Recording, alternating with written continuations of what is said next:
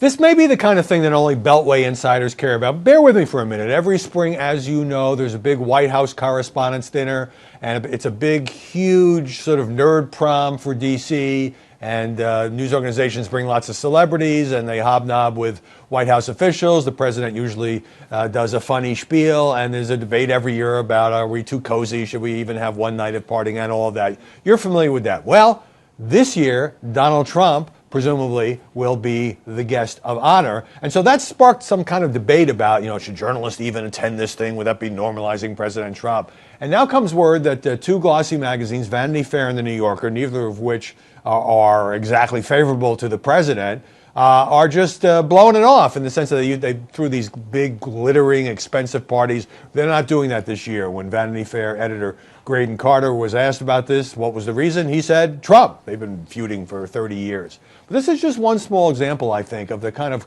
culture war that President Trump is now embroiled in. I mean, just as another random example, Nordstrom's has decided it's not going to carry Ivanka Trump's fashion line anymore. And some women are upset about that. Oh, it couldn't possibly sully our fine brand by having anything with the president's daughter associated with her actual brand. And, can Hollywood even have an award ceremony anymore, whether it's the Golden Globes or any kind of one of these televised, let's pat ourselves on the back things, without all these stars stepping up in front of the cameras and ripping Donald Trump, making snarky comments? So it seems to me that, even leaving aside the officials in his own government who are leaking negative things about Trump, for example, his phone calls, testy phone calls, I should say, with foreign leaders, almost that all these corners of the world, whether it's Hollywood, whether it's New York fashion stores, whether it is, the big White House Correspondents' Dinner and the big magazines,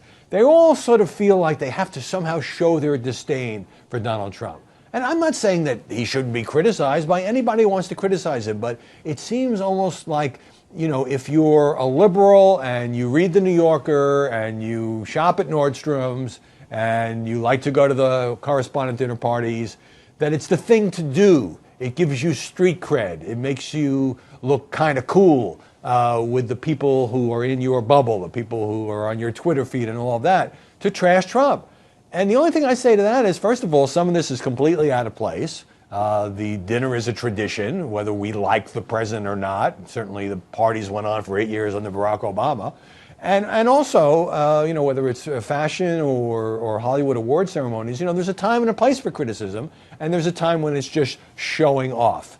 And the guy's been president for 2 weeks, and you might think maybe some of his detractors would give him a chance. Look, if he screws up, there's plenty of time to talk about it. And again, it's fine to criticize this president, but it seems like it really has developed into an all-out Hollywood versus the world, fashion versus the world, glossy magazines versus the world, culture war against the 45th president.